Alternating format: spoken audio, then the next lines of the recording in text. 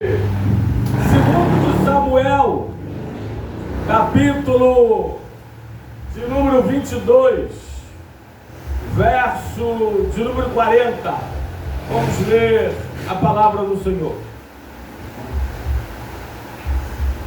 Diz assim a palavra do nosso Deus: pois de força me cingiste para o combate, e me submeteste os que se levantaram contra mim. Pois de força me cingiste. Senhor, continue falando conosco, agora uma vez mais, através da ministração da Tua palavra.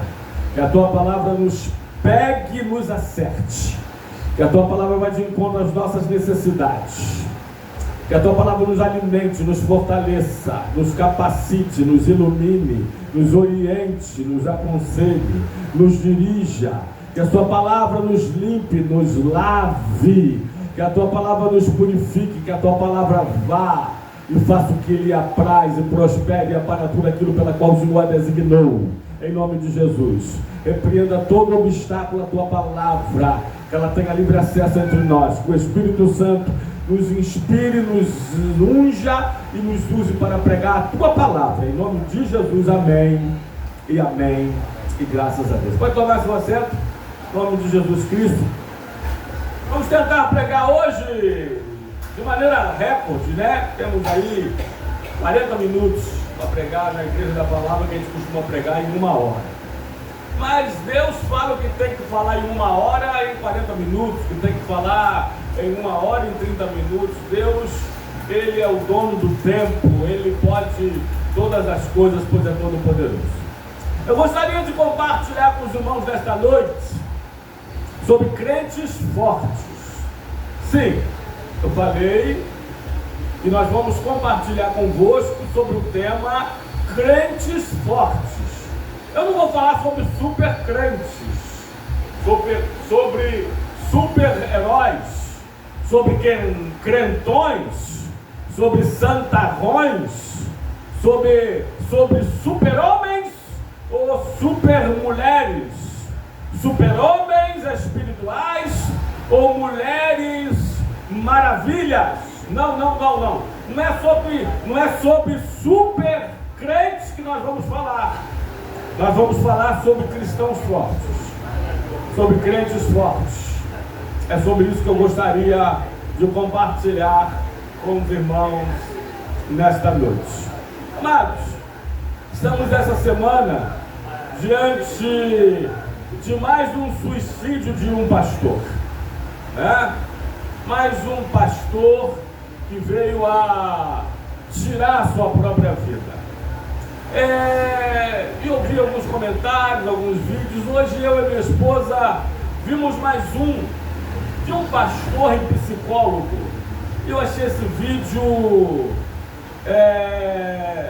muito sensato, muito ponderado, na verdade, muito equilibrado, ao contrário daquele outro líder, né, que nem ligou para a morte de um de seus pastores, para um suicídio de um de seus pastores. Esse pastor e psicólogo falou algo interessante. Esse pastor Anderson Souza, que tirou a sua própria vida em um motel, ele era um pastor itinerante. Ele pregava em vários lugares, viajava muito. E numa dessas viagens com a sua família, o que é o certo, levando a sua esposa e seus filhos, ele, em um hotel, saiu com a esposa e os filhos para fazer compras, e na volta chegaram no hotel guardando as coisas, sentiu falta da sua filha caçulinha, 1 ano e 8 meses. Para resumir a história, essa filha morreu de insuficiência respiratória porque ela estava se afogando na piscina, ainda que com aquela tela, e um funcionário do hotel ainda retirou, o socorro veio muito rápido, mas ela não resistiu e morreu 1 ano e 8 meses. E isso abalou muito o pastor. Mas ele tinha uma outra filha, ou filho de 7 anos, e ele tinha sua esposa, familiares, parentes e amigos. Por que eu estou dizendo isso? É uma linguagem de um certo setor da sociedade que diz: você até explica, mas não justifica. É injustificável um suicídio. Não há justificativa para se matar, para tirar a própria vida, a vida que Deus deu, e só Ele tem o direito de retirar. Agora, é bom lembrarmos que pessoas precisam reconhecer que não estão bem e buscar ajuda. Então, você tem um corpo que você vê, você toca, você sente. Se você cair, nosso diácono Romulo caiu de moto há cerca de um mês, e ele machucou o seu corpo. Algumas partes, inclusive o pé, que ainda está inchado, ferido e dolorido. A alma também sofre quedas, também se machuca, sofre algumas fraturas, algumas quebraduras que precisa ser tratada, precisa ser medicada por profissionais da mente, por profissionais adequados. E pessoas precisam reconhecer, porque o primeiro sinal da cura é reconhecer a doença, é reconhecer que não está bem. E não adianta se é pastor, se é padre, se é pai de santo, se é ancião, não importa se é líder religioso, ateu ou não, todos são seres humanos. Você é um espírito, você tem uma alma, e você habita num corpo, até 1 Tessalonicenses 5, 23, parte B. Você tem uma alma, e você precisa cuidar dela, porque a alma fala, a alma geme. Aliás, os filhos de Coré, no Salmo 45, se não me falha a memória, versículos 5 e 6, diz: porque estás abatido, ó minha alma. E ele aprendeu também, ou eles, a falar com a alma. É 46, né? 46, versículos 5 e 6. Então, traz à tona mais esse suicídio no pastor, esses cuidados que devemos ter com a nossa alma. Bom, vamos lá. Está dentro da mensagem, vocês vão entender por quê. Crentes fortes, em primeiro lugar, eles suportam ou dão suporte às fraquezas dos mais fracos. Coloca aí, meu filho, Romanos 15, verso 1. Grave, em primeiro lugar, crentes fortes suportam as fraquezas dos mais fracos.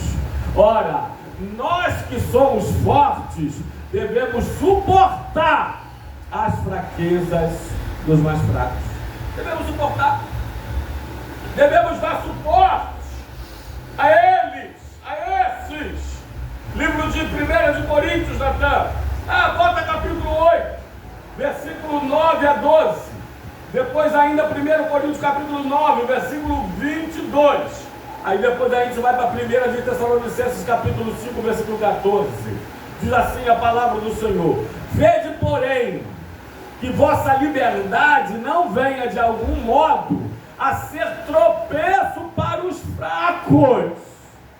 Porque se alguém te vir a ti, que és dotado do saber, à mesa no templo de ídolos, não será a consciência do que é fraco induzida a participar de comidas sacrificadas a ídolos? E assim, por causa do teu saber, perece o irmão fraco, pelo qual Cristo morreu. E deste modo, pecando contra os irmãos, golpeando-lhes a consciência fraca, é contra Cristo que pecais. 1 Coríntios 9, 22, não é isso? E depois 1 Tessalonicenses 5, 14. Fiz-me fraco, Paulo diz, para com os fracos, com o fim de ganhar os fracos. Ele termina dizendo: fiz-me de tudo para com todos, com o fim de, por algum modo, salvar alguns. 1 Tessalonicenses, meu filho, capítulo de número 5, verso 14, diz: exortamo-vos, irmãos, também, aqui, admoesteis os insubmissos, consoleis os desanimados, ampareis os fracos e sejais longânimos para com todos. Pronto.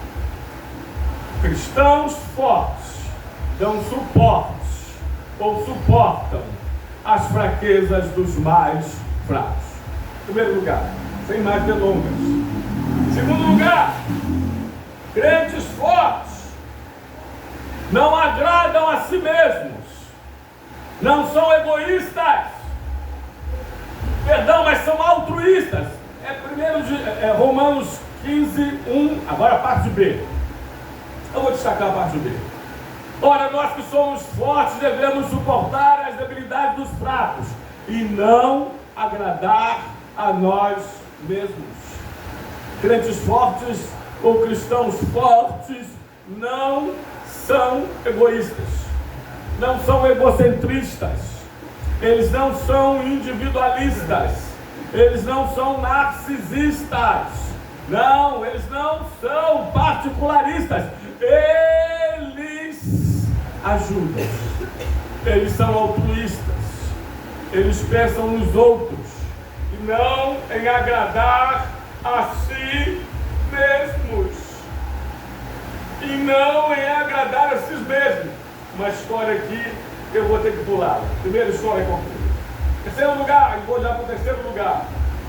Um crente forte, um cristão forte, ele vive alegre em qualquer circunstância, em quaisquer circunstâncias. Coloca aí, meu filho, o livro de Filipenses 4, 12 adiante. Diz assim a palavra do Senhor: tanto sei estar humilhado, como também ser honrado. De tudo e em todas as circunstâncias já tenho experiência, tanto de fartura como de fome, assim de abundância como de escassez.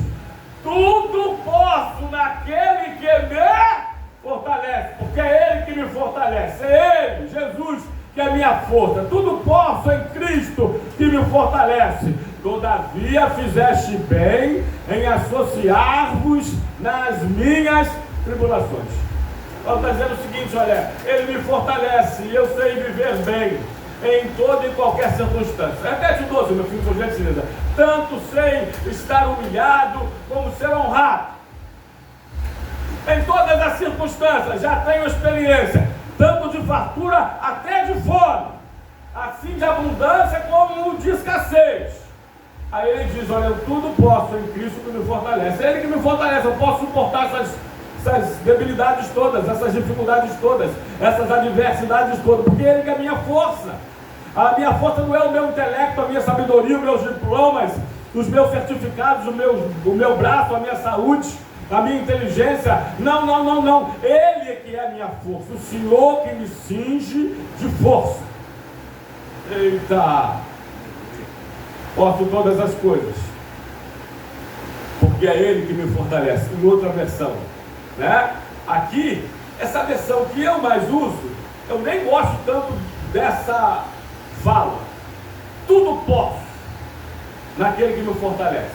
Primeiro que eu gosto mais da versão que diz: posso todas as coisas em Cristo que me fortalece.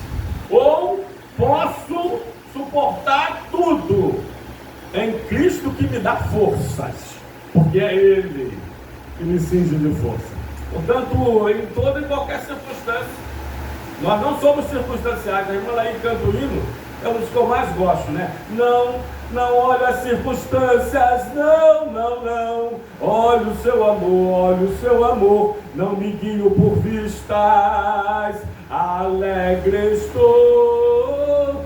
Cristão forte vive alegre em toda e qualquer circunstância, quer positivas, quer negativas, quer boas, quer ruins, não importa, quer empregado, quer desempregado, quer saudável, quer doente, quer com dinheiro, como vocês, ou quer sem dinheiro, mas não importa.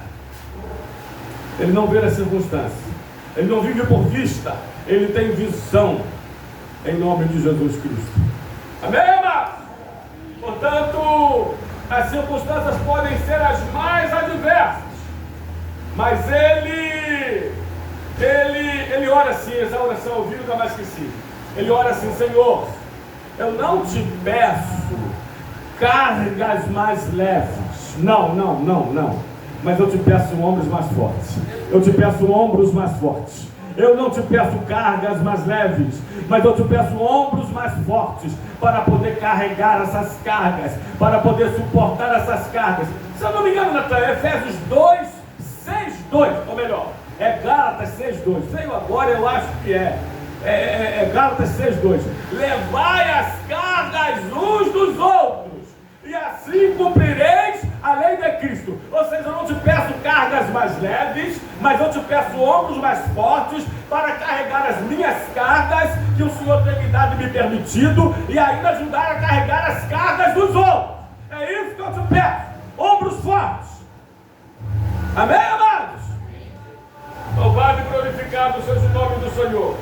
Mas crente ou cristão forte, ele também se enche do Espírito.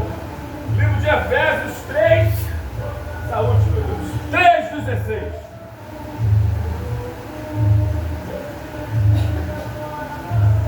Amém? Amém. Para que, segundo a riqueza da sua glória, vos concedas que sejais fortalecidos com o poder mediante o seu Espírito no homem interior. Eita! Cristãos fortes se enchem do Espírito. Mas peraí, mas como que eu me encho do Espírito? Porque a Bíblia diz para nós nos enchermos do Espírito. É o que nós temos que fazer. Diz para orarmos pedindo o Espírito Santo. Diz. Onde está Lucas? É Lucas 11. É a mesma passagem paralela de Mateus 7,7. Acho que é Lucas 11, 2, se eu não me engano, né? Vai passando, meu filho. Então ele ensinou: quando orares, dizes: Pai, santificado seja o seu nome. Essa oração do Pai Nosso. Até que ele continua, Natan, e ele diz assim: olha, quem pede, é a mesma passagem paralela de Mateus 7,7,8. Quem pede, recebe. Pedi e dá-se-vos-á. Buscai e achareis. Batei e abrir-se-vos-á. Porque aquele que pede, recebe, o que busca, encontra, e a quem bate, abrir-se-lhe-á. Aí ele fala assim: olha, ora, vós que sois maus. Aliás, ele diz antes: o pai, qual é o pai que o filho lhe pedir um ouro, dará uma cobra? Se ele pedir um pão, lhe dará uma pedra. Ora, vós que... 11. Ora, vós que sois maus, sabeis das boas dádivas aos vossos filhos. Vai passando, meu filho. Assim, o vosso Pai Celestial, olha lá, quanto mais o Pai Celestial dará o Espírito Santo àqueles que lhe pedirem. Muito bem, então eu posso pedir ao Senhor que me dê o Espírito Santo. Eu posso... Não tinha planejado isso, mas vamos lá, assim que é bom. Eu posso receber o Espírito Santo quando obedeço. Se não me fala a memória, Atos 5,32, Natan, ou 33, Atos 5,32, que o Espírito... Ora, nós somos testemunhas desses fatos. E bem assim o Espírito Santo... Alguém consegue ligar aquele ventilador? Está desligando? Tenta lá naquele botãozinho em cima, Natan. Quanto mais... e bem assim o Espírito Santo que Deus outorgou aos que lhe obedecem. Então é no Benjamim mesmo, né? Está lá no Benjamim. Tenta dar uma mexidinha ali. Amém? Então eu posso pedir o Espírito Santo em oração. Eu posso receber o Espírito Santo se tirar a fonte, na verdade, vai desligar aqui o som. Eu posso receber o Espírito Santo quando eu obedeço, mas eu também posso mexer no Espírito, conforme li aqui. Conforme nós lemos, livro de Efésios 3,16. Aliás, quer ver outro? Livro de Efésios, capítulo 5, versículo de número... Capítulo 5, versículo de número... Amém, meu filho. Versículo de número 18, Natan, diz assim, olha.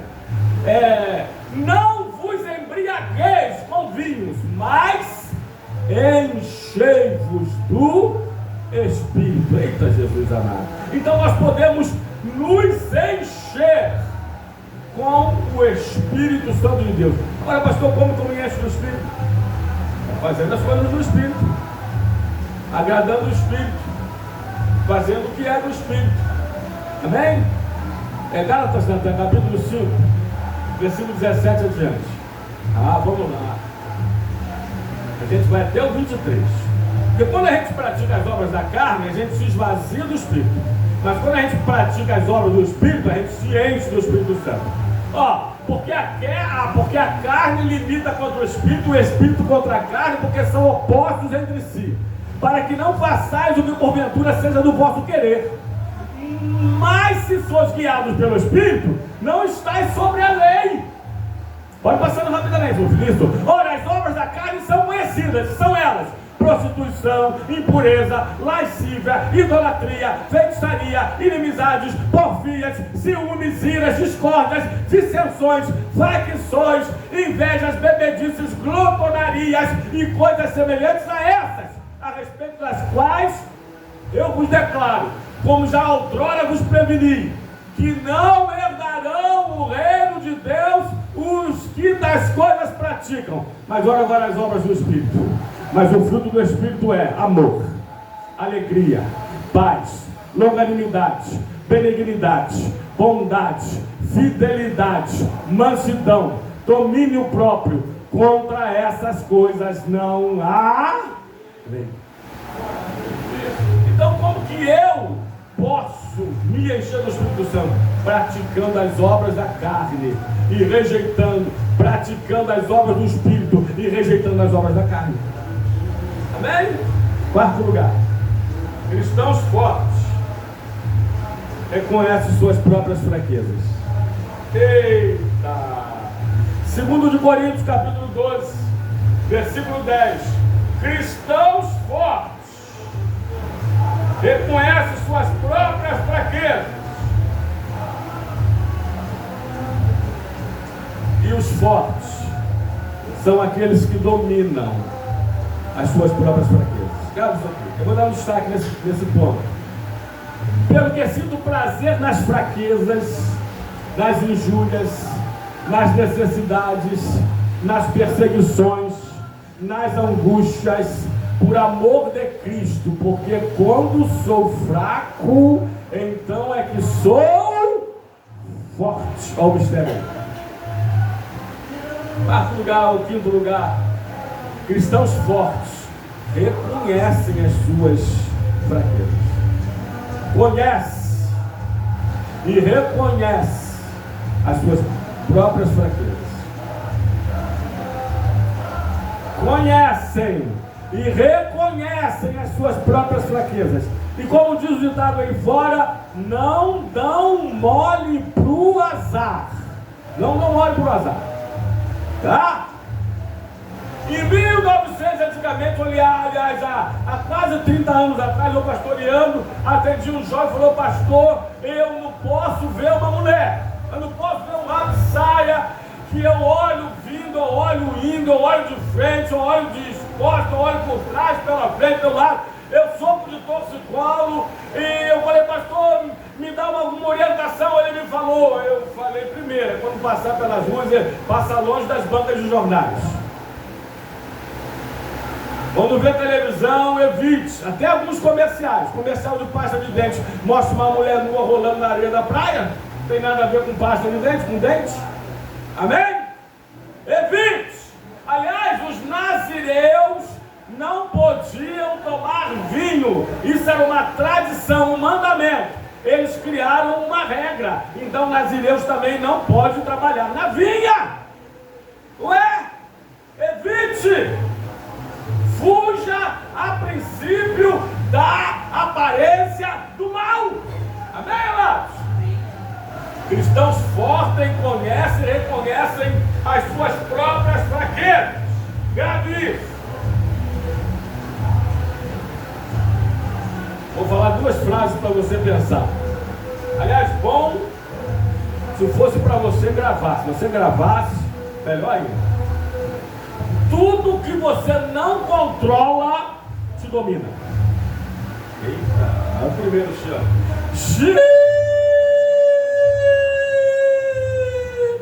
Tudo que você não controla te domina. Seja lá o que for. E crentes fortes dominam as suas próprias fraquezas. Irmãos, quem aqui não tem fraqueza? Levanta a mão. Quem aqui não tem fraqueza? Todos nós as temos. Uns umas, outros outras, uns mais, outras menos, mas todos temos. E devemos conhecer nossos pontos fracos. Aliás, estratégia de guerra. Havia uma nação que estava vencendo todas as guerras, estava avançando, ganhando território, geograficamente avançando assustadoramente, e aquele exército, aquele comandante, aquele exército estava vencendo e ia chegar lá num determinado país, que estudou. O comandante daquele exército mandou espiões e começaram a estudar o inimigo. Que a melhor maneira de vencer o inimigo é conhecê-lo. Aliás, foi a estratégia que os treinadores de Holyfield, de Evander Holyfield, fez para ele vencer Mike Tyson. E eles estudaram. Mike Tyson era lutador de 3 rounds só, no quarto adiante ele cansava. Estudaram que ele batia muito, mas se cansava muito também. Estudaram que ele não sabia, não era bom em contragolpe. Ele sendo golpeado, ele tinha dificuldade em contragolpear. Tudo isso estudaram para Holyfield ganhar 2 vezes de Mike Tyson, mesmo quase perdendo a orelha. E aquele comandante estudou o exército inimigo que estava avançando e chegaram. E o exército chegou até eles. E eles foram para o embate no campo de batalha. Só que ele havia estudado, havia pesquisado que o exército inimigo, aquele vencedor que vinha avançando, ganhando terreno, era muito bem armado e muito bem protegido da cintura para cima, couraça, escudos, mas eles não tinham proteção nas pernas, da cintura para baixo. E a ordem era tentar lançar suas flechas, depois suas lanças e depois com espadas, quando mais perto, individualmente, nas partes baixas. E assim ele conseguiu, esse comandante do seu exército, vencer esse exército inimigo. Todos nós temos nossos pontos fracos. Conheça-os. Grave isso aqui. Tudo aquilo que você não controla, eu vou falar de outra forma, tudo aquilo que você não domina, te domina. Aliás, Paulo fala sobre isso, dizendo que aquilo que a gente não domina torna-se o nosso Senhor, e nós nos tornamos escravos disso. Aliás, quem é o alcoólatra, senão aquele homem que não controlou, que não dominou o álcool? Foi dominado por ele. Quem é a prostituta, senão aquela mulher que não dominou a prostituição? Ela foi dominada por ela. E por aí vai. Quem é o viciado em jogo? Que foi aquele que não controlou, não dominou os jogos. Foi dominado por ele, ou por eles. Amém, amados? Então grave isso aqui, outra frase para você pensar. Todo excesso, todo o seu excesso, aliás, Deus é contra os excessos, está lá em Osés, se não me falha a memória, versículo, capítulo 5. Vós pecastes, o meu povo peca em seus excessos.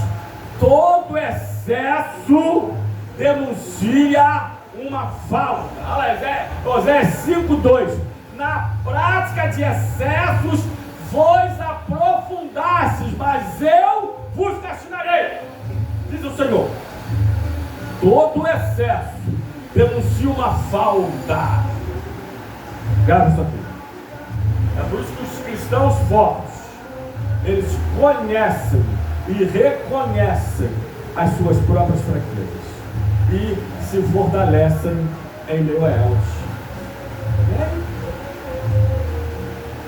Então, como o caso do pastor, mais um que se suicidou, eu digo, nem que você procure ajuda de terceiros. Nem que você procure ajuda dos especialistas. Mas procure. Mas procure. Se você não estiver aguentando sozinho. Amém, amados? Amém? Vamos terminar? Vamos terminar? Cristão forte. Ele guarda a palavra. 1 de João 2, versículo 14.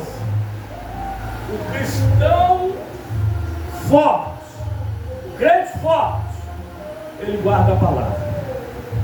Ele precisa guardar a palavra. O evangelista Rolando, quando cantou o primeiro hino, não há condenação. E o hino diz que nós sofremos acusações. Quem aqui já não sofreu? Quem é pastor, então, você não tem noção contra as acusações infundadas, mentirosas, invenções, acréscimos aos extremos, mentiras do diabo, quantas acusações, calúnias, né? Mas diz que quando nós lemos a palavra, quando a gente abre a palavra, quando a gente lê a palavra, irmãos, a gente começa a ser fortalecido, porque a palavra de Deus é alimento do Espírito. É alimento. Aliás, antes de falar alimento do Espírito, eu vou ler esse texto. Filhinhos, eu vos escrevi, porque conheceis o Pai. Pais, eu vos escrevi, porque conheceis aquele que existe desde o princípio. Agora, jovens, eu vos escrevi porque sois fortes. Preguei muito essa palavra em confraternizações de jovens, em encontros de mocidades. Jovens, eu vos escrevi porque sois fortes, e a palavra de Deus permanece em vós, e tendes vencido o maligno. Cristãos fortes guardam a palavra, amam a palavra, vivem a palavra, se alimentam da palavra. Mateus 4:4. Nem só de pão viverá o homem, mas sim de toda a palavra que procede da boca de Deus. Diz Jeremias: vendo as tuas palavras, logo as comi, e elas me foram gozo e alegria para o coração. Crentes fortes são fortes porque guardam a palavra, porque se alimentam da palavra, porque comem a palavra. Eita! Porque leem a palavra. E diariamente, bota Deuteronômio não. Gênesis, capítulo 19, versículo 17, somente a parte A. Não, peraí, 17 e 19, perdão, meu filho, 17 e 19. Diz a palavra do Senhor. E respondeu: ué, Gênesis eu falei? Então é Deuteronômio dele. Deuteronômio 17, 19. Reiterás o livro da lei diante de ti, e nele lerás todos os dias da tua vida, para que aprenda a temer o Senhor teu Deus, a fim de guardar as palavras desta lei e esses estatutos para os cumprir. E terás este livro diante de ti, e nele lerás todos os dias da sua vida. Livro de Josué 1:8. Não afaste da tua boca o livro desta lei, antes medita nele de dia e de noite. Salmo 1, verso 2. Antes tem o meu prazer na lei do Senhor, e na sua lei medito de dia e de noite. Salmo 19, 7. E a palavra do Senhor é perfeita e restaura a minha alma. Viu? Olha, a palavra do Senhor é perfeita e restaura a minha alma. Deixa eu dizer uma coisa para vocês. Vontade de não vir à igreja? Diácono Rigo Andrade. Às vezes está mesmo, nossa irmã Lídia confirmou muito bem. Tristezinha, às vezes, bate, nos sobressalta. Isso é verdade.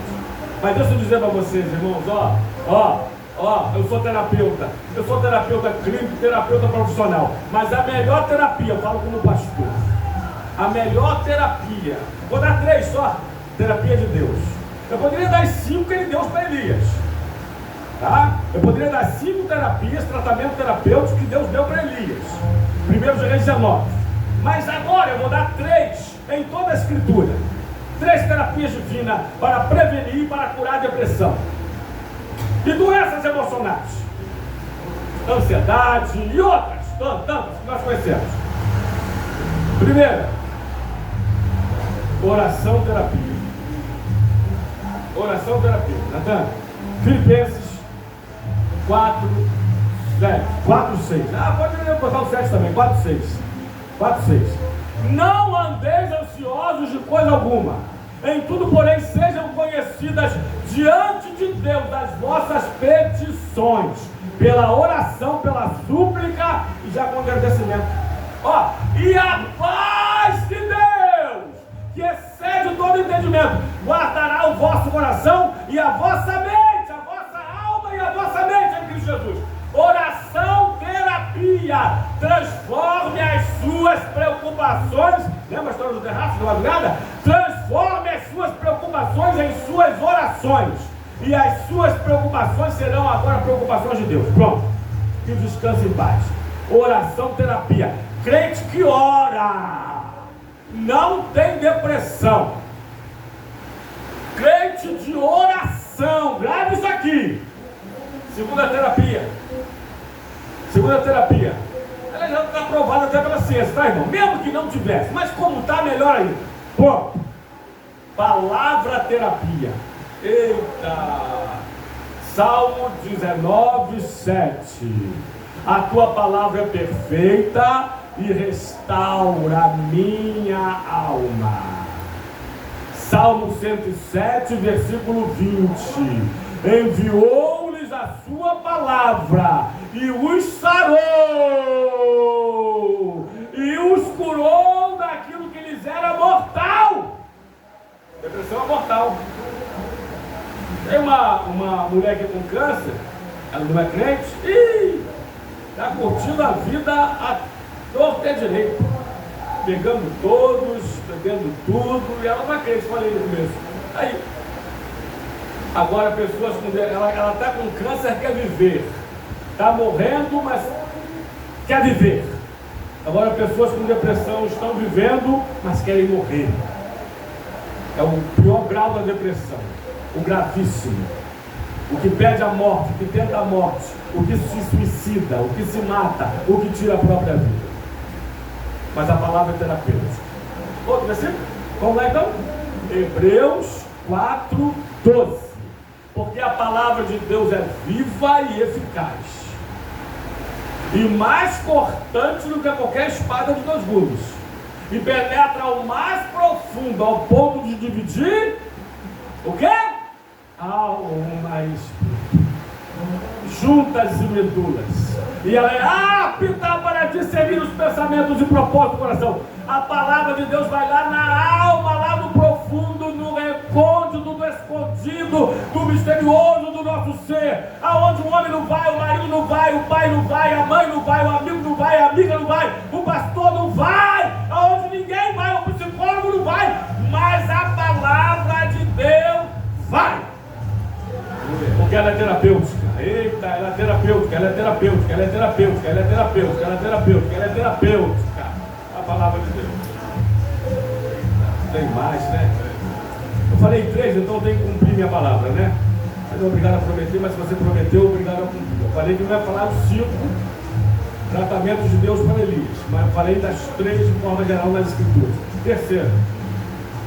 E, aliás, irmã Lídia, melhor.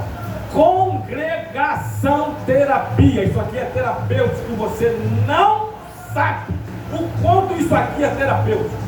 Esse tete a tete, esse olho a olho, esse aperto de mão, esse abraço, esse sorriso, ao nos vermos, nos cumprimentarmos, isso isso é terapêutico. Até porque, qual é a primeira característica do deprimido? Qual é? Se isolar. É Abraão na tenda, Gênesis 15. É Elias na caverna, 1 Reis 19. É o deprimido no quarto, enquartelado. É a síndrome do ostracismo. Salmo 133, versículo 1, até depois Hebreus 10, 25. Salmo 133, 1. Quão bom e quão suave, eita, é que os irmãos vivam em união, em união, em união, em união. Hebreus 10, 25. Não deixemos de congregar, como é costume de alguns, como mais que vejo que o tempo se aproxima. Congregue, esteja junto. Isso é terapêutico. Eita! Eu termino. O caminho para o final. Cristãos fortes suportam, dão suporte às fraquezas dos mais fracos.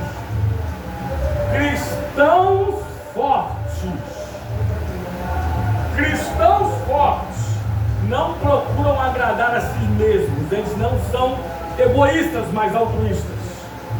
Cristãos fortes vivem alegre em toda e qualquer circunstância. Cristãos fortes, eles procuram se encher do Espírito Santo de Deus. Cristãos fortes, grave isso aqui, eles conhecem e reconhecem as suas próprias fraquezas e se policiam nisso, e se fortalecem nos seus pontos fracos. E cristãos fortes,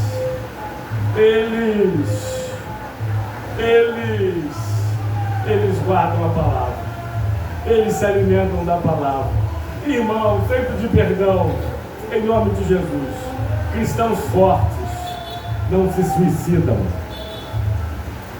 não se matam, mas eles vivem para a glória de Deus.